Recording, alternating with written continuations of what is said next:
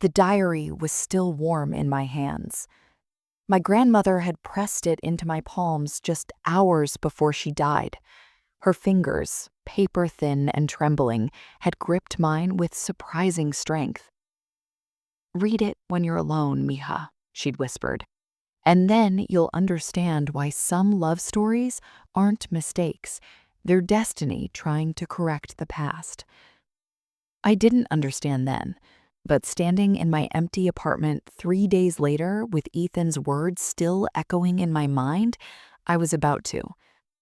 "We're a mistake, Isabella. We were always a mistake." That's what he'd said. Cold, final, like our 3 years together meant nothing.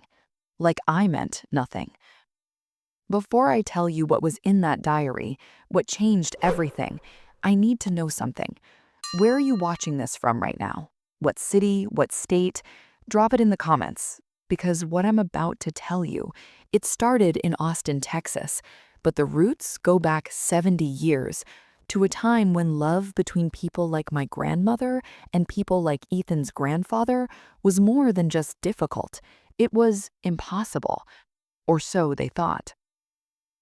I met Ethan Morrison at a charity gala in downtown Austin, September 2021. I was there because the nonprofit I worked for, a literacy program for immigrant children, was receiving a grant. He was there because his family's foundation was giving it. The Morrison Foundation, old Austin money, the kind of family that has buildings named after them. I wore a dress from Target. He wore a custom Tom Ford suit. We shouldn't have even spoken.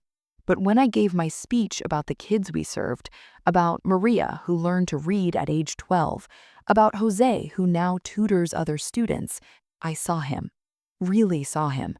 He was crying. Not obvious tears, just a single track down his left cheek that he wiped away quickly, looking embarrassed. After the ceremony, he found me. "That was beautiful, what you do. It matters." His eyes were green, impossibly green, like sea glass. "Thank you, Mr. Morrison." "Ethan, please. Mr. Morrison is my father, and he's insufferable." He smiled, and something in my chest cracked open. We talked for 2 hours, standing in that marble hallway while the gala continued without us. He told me about studying architecture, about wanting to design affordable housing instead of luxury condos, about feeling trapped by family expectations. I told him about growing up in East Austin, about my grandmother raising me after my parents died, about fighting for a place at UT when guidance counselors told me to be realistic. When he asked for my number, I hesitated. "I don't think we run in the same circles," I said carefully. "Good," he replied. "My circle is boring as hell." That first year was magic. He'd pick me up in his Tesla and we'd drive to hole-in-the-wall taquerias my grandmother had recommended. He learned Spanish phrases to impress her. She taught him to make tamales. "This one's a keeper, mija," she'd say in Spanish, thinking he couldn't understand. He'd just smile and reply in broken Spanish, "I'm trying to be, señora." His family was less enthusiastic. I met them 6 months in, at their estate in Westlake Hills. The house had more bathrooms than my grandmother's entire apartment building. His mother, Catherine Morrison, smiled with her mouth but not her eyes. "How lovely," she said when Ethan introduced us. "And what does your family do?" "My grandmother cleans houses," I said clearly. "She's been doing it for 40 years. She's the hardest working person I've ever known." The temperature in the room dropped 10 degrees. His father, Richard Morrison, barely looked up from his phone. Only Ethan's younger sister Sophie seemed genuinely interested. She was 17 then, rebellious, and found the whole thing entertaining. "I like her," Sophie announced. "She doesn't take your crap, Mom." I thought I'd never be invited back, but Ethan didn't care.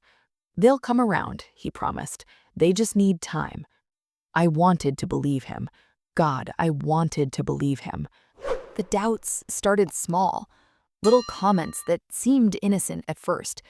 We were walking through Zilker Park, about a year into our relationship when he said it the first time. "Sometimes I wonder if we're making this too hard." I stopped walking. What do you mean? Nothing, forget it. He pulled me close, kissed my forehead. I'm just stressed about work. But he'd said it. And once said, it couldn't be unsaid. The comments got more frequent, more pointed.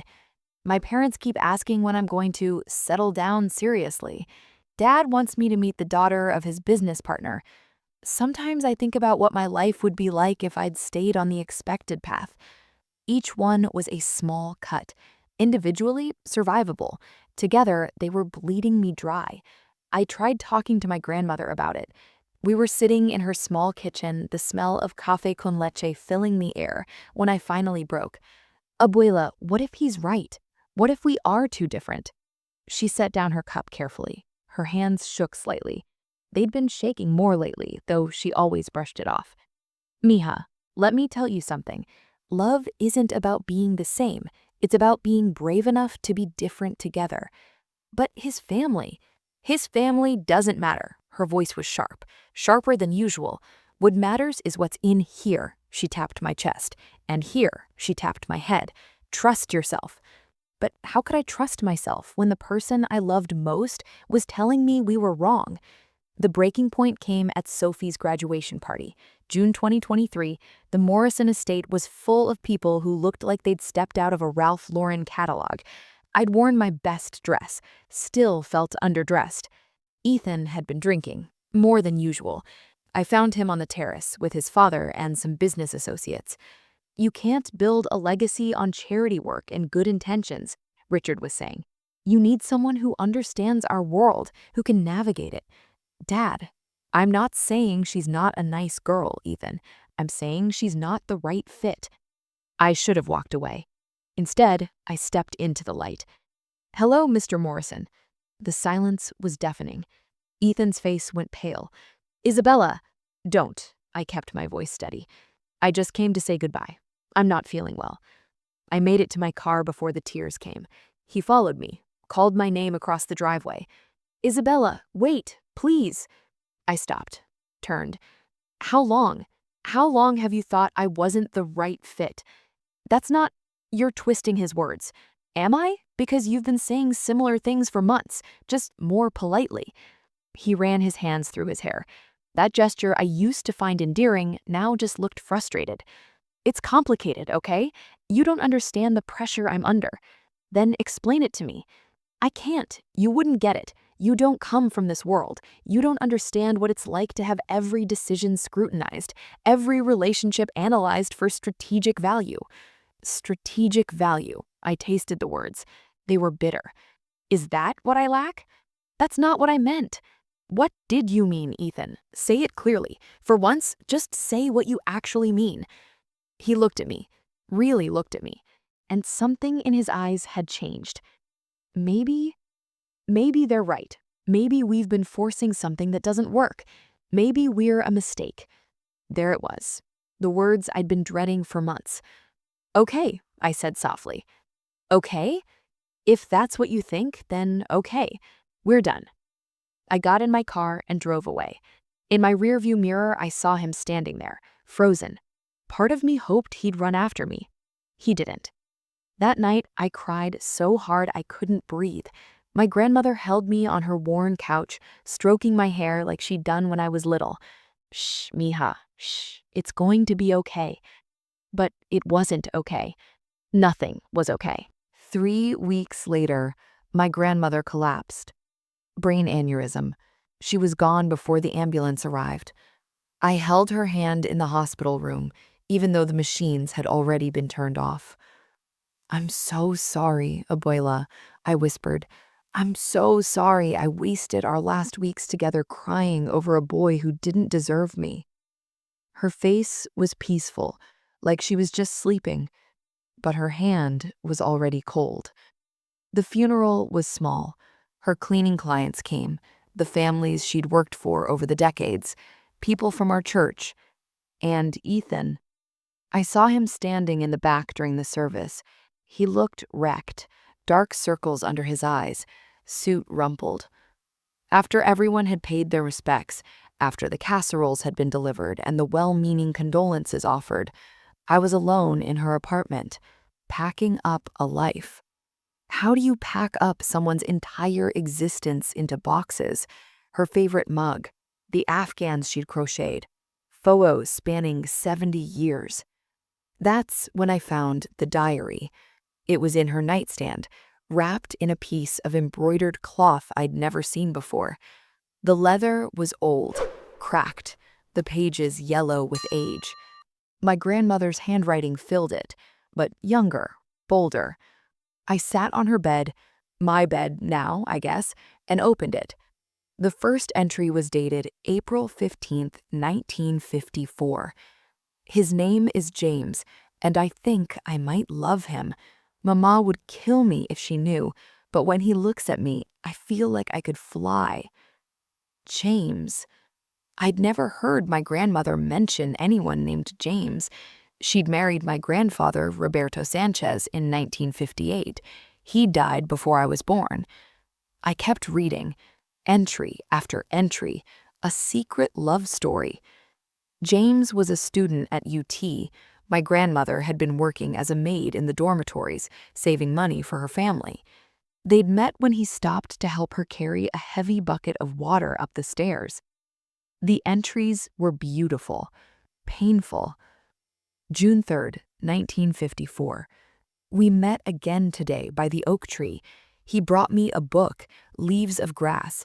He said Whitman understood that love knows no boundaries. I wish the world agreed.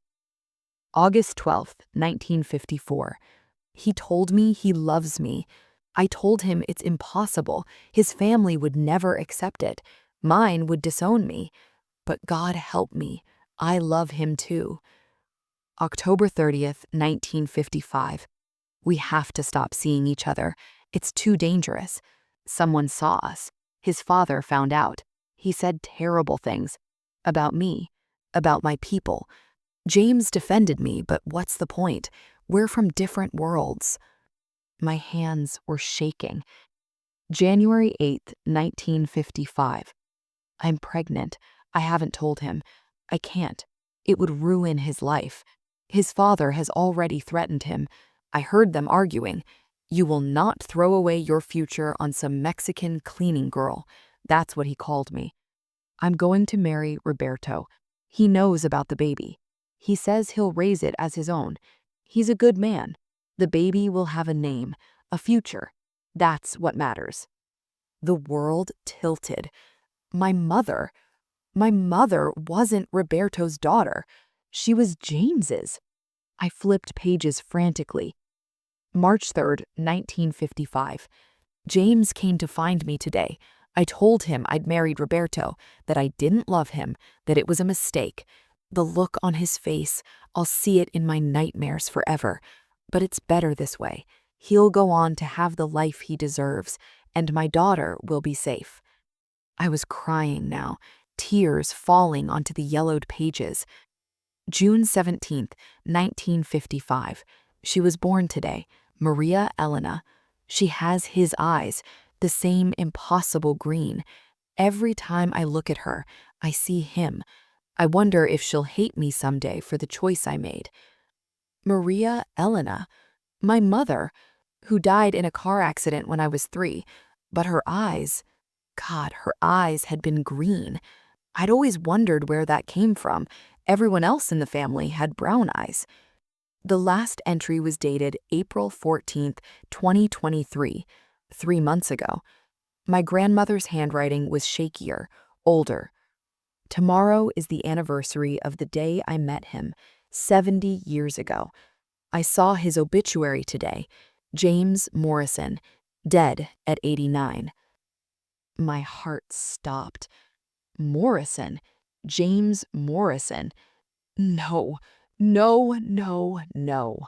I couldn't breathe. James Morrison, Ethan's grandfather. The diary fell from my hands. I ran to my laptop, searched James Morrison Austin obituary. There he was. James Robert Morrison, 89, passed away peacefully on April 10th, 2023. Preceded in death by his beloved wife, Margaret Morrison, survived by his son, Richard Morrison, daughter-in-law Catherine Morrison, and grandchildren Ethan and Sophie Morrison. James was a pillar of the Austin community, founding Morrison Construction in 1956. The photo showed an elderly man with green eyes. Ethan's eyes. My mother's eyes. My eyes. I grabbed the diary again, read the last entry more carefully. I saw his obituary today. James Morrison, dead at 89. I wonder if he ever knew, if he ever suspected. I saw his grandson once at a charity event. He has James's eyes, James's smile, and when I saw him with my Isabella, I knew. I knew the universe was giving us a second chance. But Richard Morrison, James's son, he has his grandfather's prejudice, not James's heart. And so history repeats itself. I want to tell Isabella the truth, but how do I explain that the boy she loves is her, what, third cousin? No, wait, let me think. If James was my daughter's father and Richard is James's son, that makes Richard my daughter's half-brother, which makes Ethan and Isabella, Dios mío, they're second cousins. I have to tell her before it's too late, before they make the same mistakes we did, before they let other people's hate destroy something beautiful. But I'm scared. What if she hates me? What if she looks at me and sees a liar, a woman who kept secrets? I'll tell her soon, I promise. I just need to find the right words. She'd run out of time. I was going to be sick. Ethan and I were related. Second cousins. Was that why his family had been so hostile? Did Richard know? Did he suspect? No, he couldn't. My grandmother had never told anyone. Roberto took the secret to his grave. But then, why the hatred? Why the constant pressure to end things? Unless Richard Morrison was just like his grandfather, prejudiced, classist, thinking anyone not from his world wasn't good enough, not knowing he was rejecting family. The irony was almost funny. Almost. I sat there for hours, the apartment getting dark around me. Ethan had called me 3 times since the funeral, left voicemails I hadn't listened to. I pulled out my phone, pressed play. Isabella, it's me. I'm so sorry about your grandmother. She was special. I know you probably don't want to talk to me, but I just wanted you to know I'm here if you need anything. Second message. It's me again. Look, I've been doing a lot of thinking about what I said, about us. I was wrong, so wrong. The pressure from my family, it's not an excuse, but I let it get in my head. I miss you. God, I miss you so much. Can we talk, please? Third message. Isabella, I love you. I know I screwed up. I know I hurt you, but I love you. I've always loved you. My family doesn't matter. Their opinions don't matter. You're what matters. Please call me back. I started laughing, hysterical, broken laughter. He loved me, and we were cousins. The universe had the cruelest sense of humor. I needed to tell him, had to tell him, but how do you make that phone call? Hey, remember how you said we were a mistake? Turns out you were right, but for completely different reasons than you thought. We share DNA. Surprise! No, I needed to do this in person. I needed to see his face. I grabbed my keys, then stopped. Was I really going to drive to his apartment at 11 p.m. and destroy his world? Yes, because he deserved to know, because we both deserved to know the truth, even if it destroyed us all over again. I got in my car and drove. Austin at night blurred past me, the city that had brought my grandmother and James Morrison together 70 years ago, the city that had brought Ethan and I together, the city that was about to tear us apart for good. When I pulled up to his apartment building, his car was there. The lights were on. I could still turn around. Instead, I got out and walked to his door. Knocked. Heard footsteps. The door opened. He looked terrible. And somehow still beautiful. Isabella, his voice cracked. You came. Can I come in? He stepped aside immediately. His apartment was a mess. Takeout containers, empty beer bottles. I'm sorry, he said quickly. I wasn't expecting. I've been kind of a disaster since. We need to talk. Yes, God, yes. I've been trying to tell you. Ethan, stop. Let me, let me talk first, okay? He nodded, sat on the couch, looked up at me with those impossible green eyes. Morrison eyes. Sanchez eyes. The same damn eyes. My grandmother left me something. Her diary. Confusion crossed his face. Okay. It's from the 1950s, when she was young, before she married my grandfather. Isabella, I don't understand why she was in love with someone else, someone she couldn't be with, because his family would never accept her. He went very still. His name was James, I continued. My voice was shaking now. James Morrison, your grandfather. The color drained from his face. What? They met at UT. She was working as a maid. He was a student. They fell in love.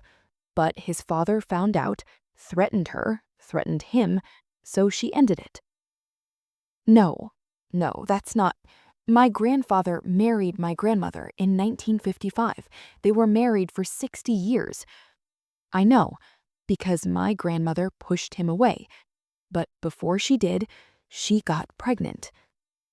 I watched him process this, watched his brilliant mind put the pieces together.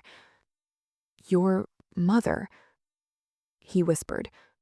My mother, who died before you ever met me, but she had green eyes, just like yours, just like your grandfather's. He stood up, paced, ran his hair through his hair. So we're, what? We're related? Second cousins. He laughed, a horrible, strangled sound. Second cousins. We're fucking second cousins. Yes. And your grandmother knew? Not at first. She saw you at that charity gala last year, recognized the resemblance, looked into it, figured it out. Why didn't she say anything? She was going to. She told me in the diary she was going to. But then she ran out of time. He sank back onto the couch, put his head in his hands. Oh my God. Oh my God. I sat next to him, not touching, just present. There's more, I said quietly. How can there possibly be more? Your grandfather, in my grandmother's diary, he defended her, fought his father for her, told him love didn't have boundaries. Ethan looked up at me. Your grandfather wasn't a bigot, Ethan. He loved her, really loved her, but he let his father's hate win, and it destroyed them both. And my father, Ethan's voice was hollow. My father is exactly like great-grandfather Morrison, doing the same thing to us that was done to them. Yes. We sat in silence, the weight of 70 years pressing down on us. I thought we were a mistake. I convinced myself we were from different worlds, that it wouldn't work. I let my father's voice get inside my head. I know. But we weren't a mistake. We were history trying to correct itself. I know.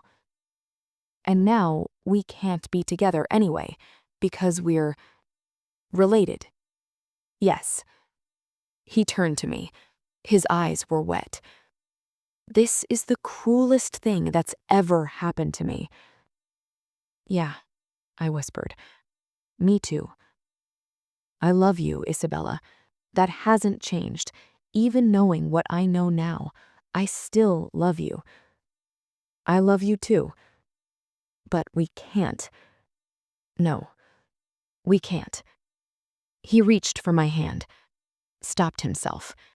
Even that was taken from us now. What do we do? I don't know. Do we tell my family? Your family? I don't know. This is going to destroy my father when he realizes what he did, that he drove away his own family. Good, I said, and I meant it. Ethan looked at me. Something like a smile ghosted across his face.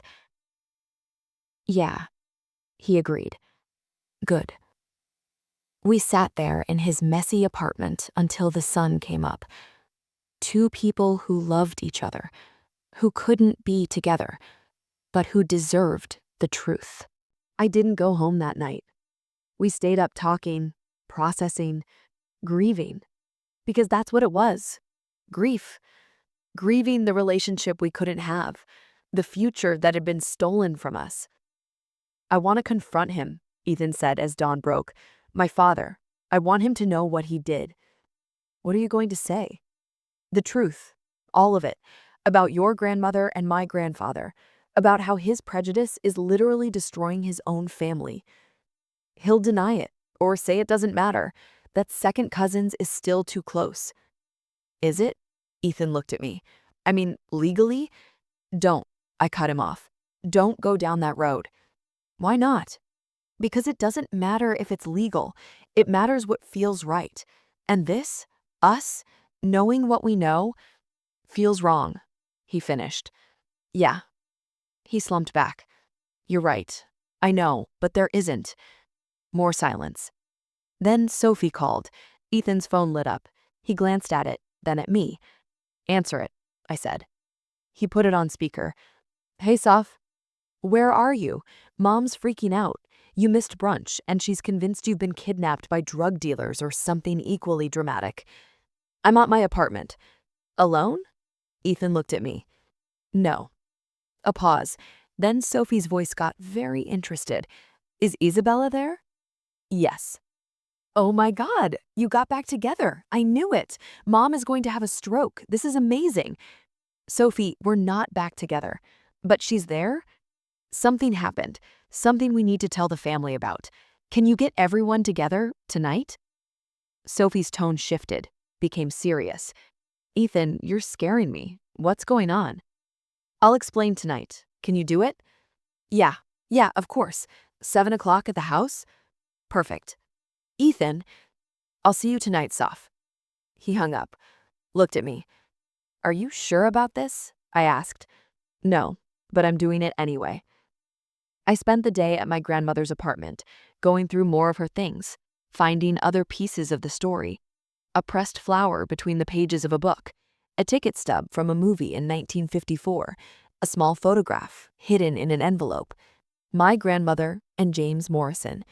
They were young, beautiful, standing under an oak tree, looking at each other like they were the only two people in the world. On the back, in my grandmother's handwriting, the day I knew. I took the photo, the diary, put them in my purse. Evidence. Proof. At 6:45 p.m., Ethan picked me up. We drove to their family's estate in silence. His hand kept reaching for mine, then pulling back, muscle memory warring with new reality. Sophie met us at the door. Okay, everyone's in the living room. Dad's pissed that you're being mysterious. Mom thinks you're announcing an engagement. She looked at me. Which, clearly not, based on the funeral vibes you both are giving off. Thanks, Soph, Ethan said dryly. We walked in together.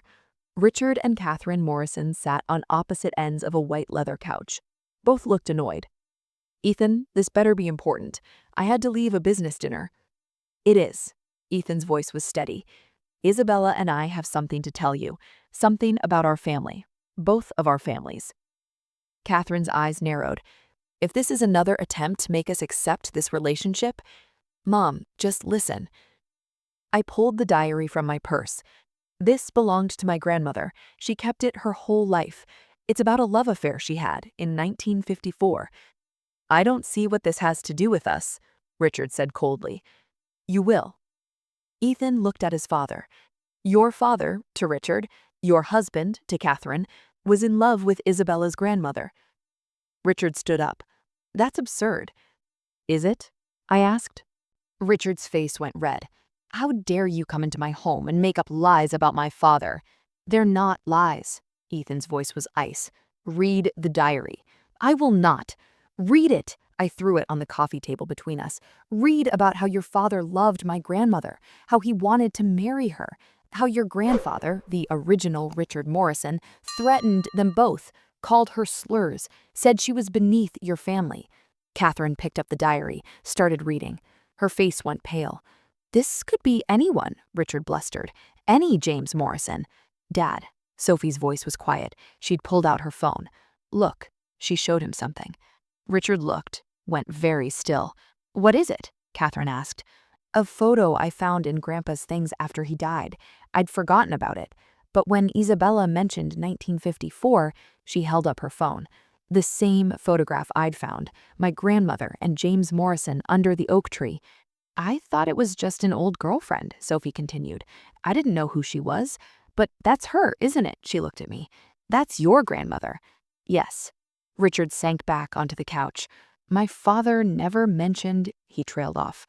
Of course he didn't, because your grandfather forbid it, shamed him, told him he'd be disowned if he pursued her. And so he married Mom's mother instead, Grandma Margaret, a woman from the right family, the right background, the right skin color. Don't you dare make this about race, Richard started. That's exactly what this is about, then and now. You've spent 3 years trying to break us up for the exact same reasons. That's different. How? How is it different? You're not, she's not. Richard looked at me. Something shifted in his face. The eyes. You have green eyes, like my father. Yes, I said quietly. Catherine gasped. No, you can't mean. I pulled out the later diary entries. My mother was James Morrison's daughter. Your father got my grandmother pregnant before she ended things, before he married Margaret. The words hung in the air like bombs. That makes you, Catherine looked at Ethan, then me. Second cousins, Ethan finished. We're second cousins.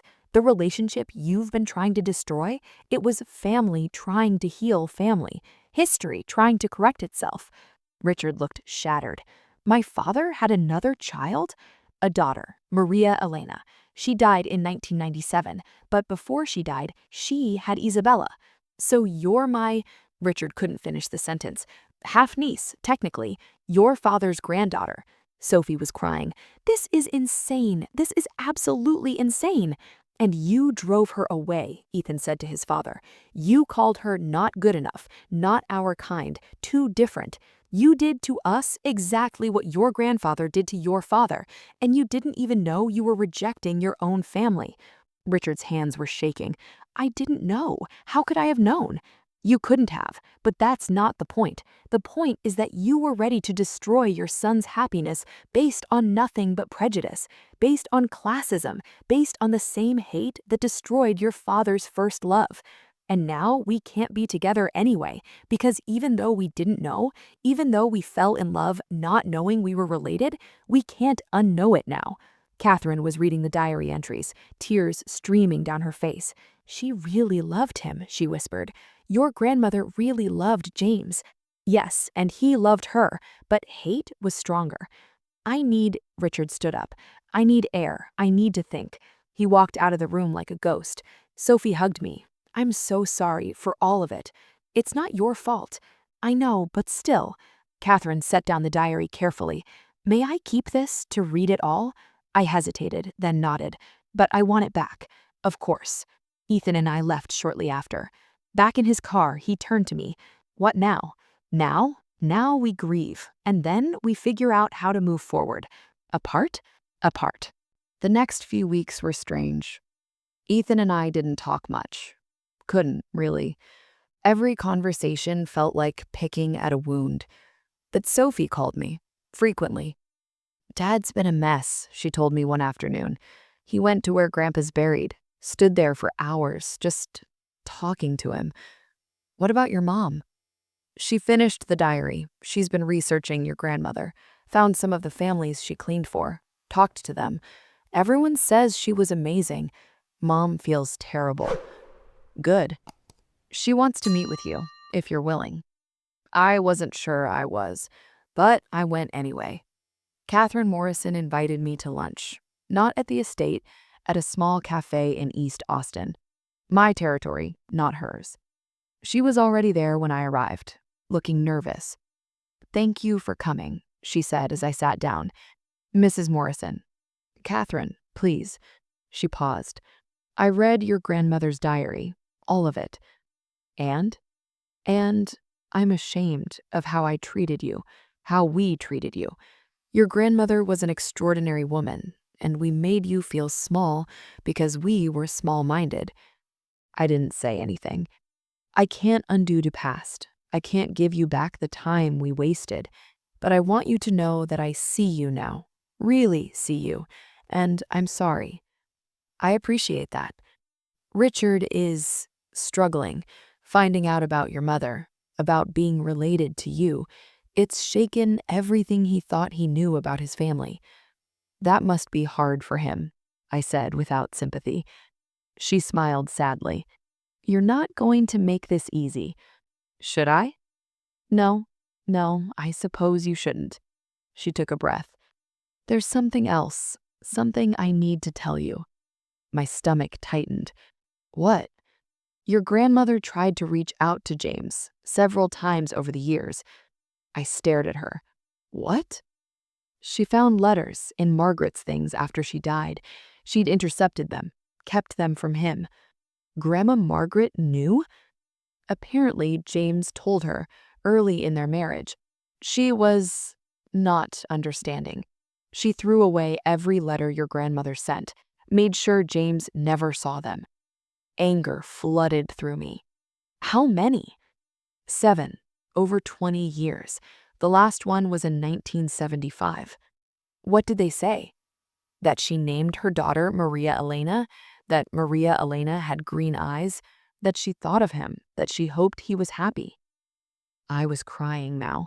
He never knew. He never knew about my mother." "No, I don't think he did. And your mother-in-law kept that from him, robbed them both of that knowledge." "Yes, she did. And I'm so sorry." We sat in silence. "Why are you telling me this?" I finally asked. "Because you deserve to know the whole truth. Because my family has done enough harm with secrets and lies." She reached across the table, stopped short of touching my hand. "And because I'm hoping that maybe, someday, you might consider being part of this family. Not with Ethan, I understand that's impossible now, but as yourself, as James's granddaughter, as someone who belongs." "I don't know if I can do that." "I understand. The offer stands, whenever you're ready." When I told Ethan about the letters later, he cried. "My grandmother knew," he said. "She knew and she hid it, just like my father tried to hide you. The Morrison family tradition of toxic secrets." He laughed bitterly. "Yeah, some legacy." "But Sophie's okay, though," I offered. "Sophie's the only one with any sense." He looked at me. "How are you doing, really?" "I don't know. Some days I'm okay, some days I'm furious. Some days I just miss you so much I can't breathe." "Yeah, same. We're going to get through this." "Apart?" "Apart, but we'll get through it." He nodded. "Can we still be friends eventually?" "Maybe. Someday, when it doesn't hurt so much." "When will that be?" "I don't know, Ethan. I don't know." But I was starting to think maybe it would never stop hurting. Maybe some loves don't get happy endings. They just get truth instead. 6 months passed. I threw myself into work. The literacy program expanded. We helped 50 new kids learn to read. I moved out of my grandmother's apartment. Too many memories. Got a small place near downtown. Started fresh. Sophie and I became genuine friends. She'd come over. We'd cook together. Talk about everything except Ethan. Catherine invited me to family dinners. I went to a few. Richard was awkward around me, but trying. You could see him struggling with the reality of who I was to him. His father's granddaughter. His blood. Someone he'd rejected based on nothing but prejudice. One night, after a particularly quiet dinner, Richard asked to speak with me privately. We went to his study, the same room where I'd once overheard him telling Ethan I wasn't the right fit. "I've been thinking a lot," he started, "about my father, about what I did to you and Ethan. Okay? I want to make things right. You can't. I know, but I want to try anyway." He pulled out a folder. "This is a trust fund in your name, the same amount I set up for Ethan and Sophie." I stared at it. "I don't want your money. It's not mine. It's yours. Your family. You should have had this all along." "Mr. Morrison." "Richard, please. We're related, after all." The awkwardness in his voice almost made me smile. "I can't accept this." "Why not?" "Because I don't want to be bought. That's not what this is. This is inheritance, legacy, what you should have gotten if the world had been fair 70 years ago. The world wasn't fair, and I survived anyway." He looked at me with something like admiration. "You're like him, you know, my father, stubborn, principled. He would have liked you." "He did like me. My grandmother, I mean. He loved her." "Yes, he did, and I never knew." His voice cracked. "I never got to talk to him about it. Ask him about her, about your mother, about any of it." "I'm sorry. I'm sorry, too, for everything, for judging you, for trying to keep you and Ethan apart, for being exactly like my grandfather." "You're trying to be better. That counts for something." "Does it? Ask me again in a few years." He laughed, a real laugh. "Fair enough." I didn't take the trust fund. Not then. But I let him help fund the literacy program, a major donation in my grandmother's name, the Rosa Sanchez Reading Initiative.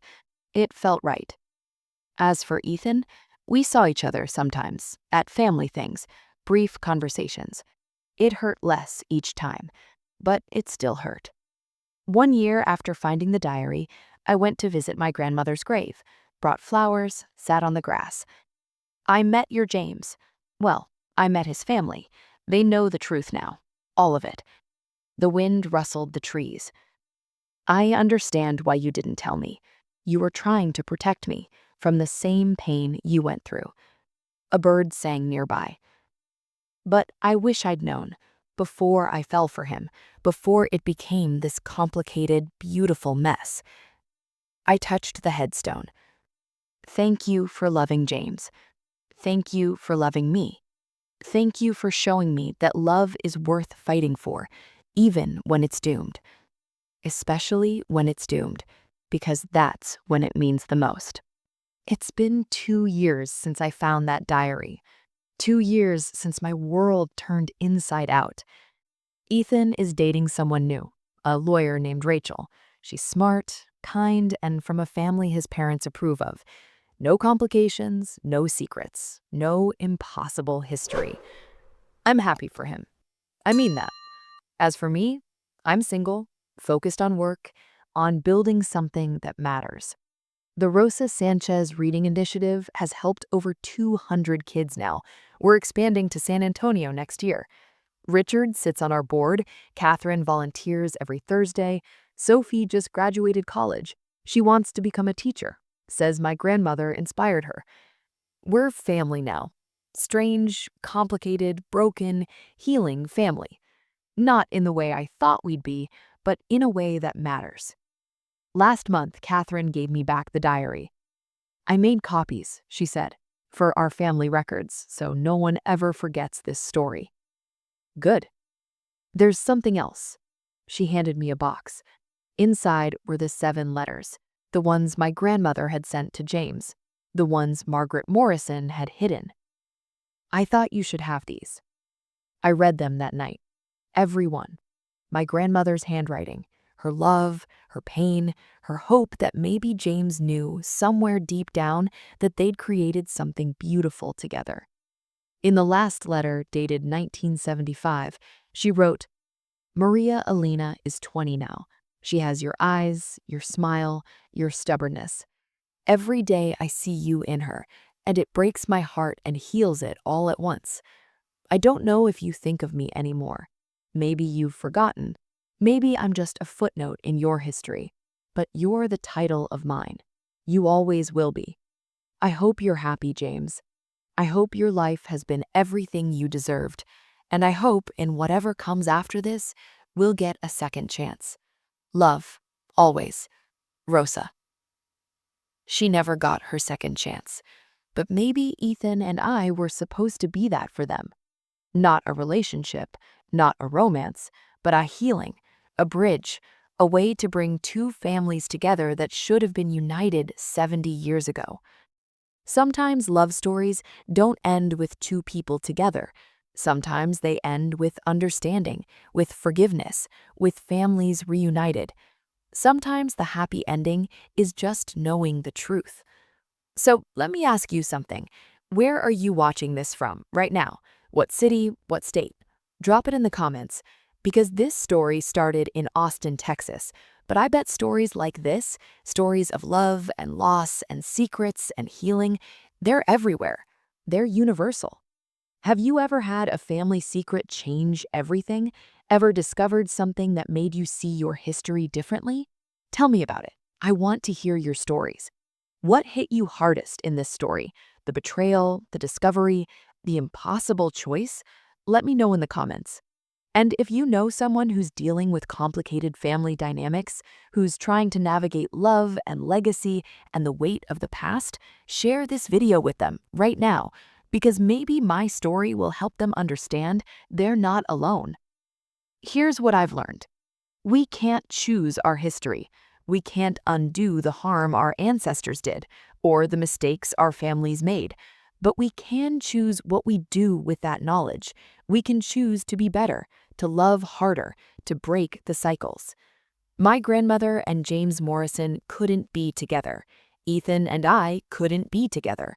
But we can make sure the next generation doesn't have to face the same hate, the same prejudice, the same impossible choices. That's the real happy ending. Hit that subscribe button if this story moved you. Like this video if you believe in second chances, even when they look different than we expect. Comment and build this community with me. We're all carrying stories. Let's carry them together. This is Isabella Sanchez, reminding you sometimes love stories don't end with happily ever after. Sometimes they end with, now I understand. And that's enough. That's more than enough.